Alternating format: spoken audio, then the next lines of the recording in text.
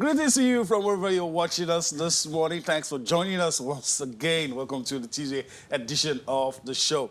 I'm Yemi Adebayo. And I'm Cecilia Omogbe, and we're starting our show all the way from Germany, where Africa's highest-ranked table tennis player, talking about Bruno Quadri, he has joined a German club. Mazabel, yeah, that's the name of the club he has joined. Mabazel, that's the name of the club he has joined. It's a new one for him, another journey all the way from Portugal right now. He'll be playing table tennis in Germany, German Bundesliga division. All right, all the best to Aaron Okodri as he begins a new journey right there in Germany. Nigeria's table tennis star, Africa's best player, Aaron, our very own Aaron Okodri. All right, let's move on and talk about the lady that has been bringing smiles to our faces anytime she steps up on the tracks. And there you have it, Tobi Amusho in the hurdles. She's eyeing another big win today at the World Athletics Indoor Tour in Düsseldorf. That's in Germany. And of course, we all know what she did over the weekend. And we're expecting that today, in a few hours from now, she will, also be gunning for a big win. As a countdown to the Olympics come, I hope she carries this form into the Olympics. Absolutely. At the weekend, as you mentioned, she clocked 7.84 meters. That's huge for Tobiloba Amusho. What a way to start the season. Also on the program, we'll be talking the NBA and the New York Knicks out there were able to outclass. Well, you would say in overtime, the Cleveland Cavaliers, Marcus Morris Sr. was the guy who came off the stretch, scoring 16 of his team high 26 points in that fourth quarter in overtime. And when it went to overtime, they were able to overcome a 10-point deficit to be able to outclass the Cleveland Cavaliers in that victory. Remarkable one for the team. All right. Although I always say everyone beats the Cavs, but I'll let it slide. New York Knicks. I'll let it slide. Okay. I've not been monitoring it since the days of Carmelo. I don't know. Okay, when Carmelo left, I don't know.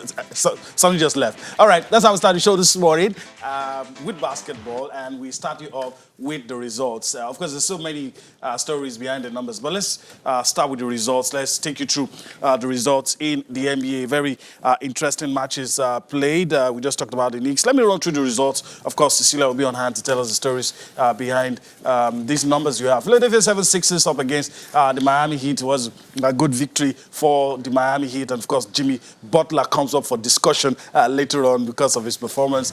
They have San Antonio Spurs losing to the LA Clippers 105-108. You have the Mavericks beating Indiana Pacers 112 points to 103. Boston Celtics defeated the Atlanta Hawks 123-115. You had the Phoenix Suns losing to the Brooklyn Nets 95-115. Orlando Magic were able to squeeze, well, not really squeeze, beat the Charlotte Hornets 112 points to 100. You had the Detroit Pistons losing to the Memphis Grizzlies 82 points to 96. The results there. Some other results for you right there. Minnesota Timberwolves up against the Sacramento Kings. It was a victory for the Sacramento Kings. New York Knicks, our feature game, beats it. The Cleveland Cavaliers in overtime, or a painful way to lose a game.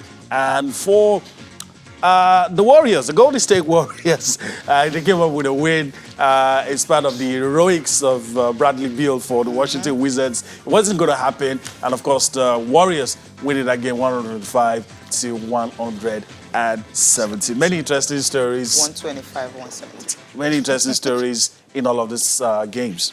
I think the Golden State Warriors, you whenever they win, I told you, it's more like news for everyone because of their performance this season. And someone actually said maybe they're just tanking games and get the best pick and all that at the end of the season. That's what they were waiting, from the draft. That's what they're waiting for. But then Alec Burke has scored that team high of 30 points. And, of course, they were able to beat the Washington Wizards. That was a shocker for me. And, of course, our game for tonight is today it's obviously the New York Knicks and the Cleveland Cavaliers, simply because it went into overtime. When you look at the Cavs, you look at the Knicks, and when you ask who is going to win this game, of course, your mind will obviously want to go to the Cavs because of their performance so far this season. New York Knicks, on the side, they haven't had a good season. But then Marcus Morris Sr., as I mentioned earlier, came up big down the stretch when he scored 16 of his team high 26 points in the fourth quarter and overtime. And, of course, they overcame a 10-point deficit to outclass the Cleveland Everett Payton had 17 points for them, 15 assists, 11 rebounds. And of course, that was actually his first triple-double of the season for the Knicks. They won their 2 straight games, just their 3rd winning streak of the season. Julius Randle scored 20 points. Dennis Smith Jr. also added 15 points for them. Bobby Portis had 12. Kevin Knox the second had 12 each. They got into the double digits, and they all came from the bench. Yeah. But Kevin Love was the one who got Wasn't enough. a good one, a season Wasn't high just for the enough. Cavs. He had 33 points in the night. Yeah. And of course, well, for the Cavs, they've lost 11 of their past 12 games overall. So you understand why this is also another painful one for them, going into overtime, but losing by just 5 points. Yeah, Kevin Love showed up when you expected him to. Yeah. A lot of talks about him leaving at some point. Yeah. It seems that it has cooled off down. for now, so we'll see what happens with that one. But, you know, I feel sorry for the guy. 33 points, yet Not no win. enough. Not enough. Big for numbers his side. are Yeah. made. When was the last time you had the Knicks actually getting as high as 139 points in a game? That's huge for them. But the good thing is they came out victorious. And the guys that put up the big numbers on the night, 2 on the losing side. Kevin Love is one of them. And you also have Christopher's Porzingis. For the Mavs, they didn't have Luka Doncic, but they didn't have any problem at all because this guy came up big, recorded his season high in both 38 points, 3 pointers also. He had 6 on the night, and that's how they were able to beat the Indiana Pacers, that 112 and 103 victory. He had 12 rebounds also. He also sank all 12 free throws attempts.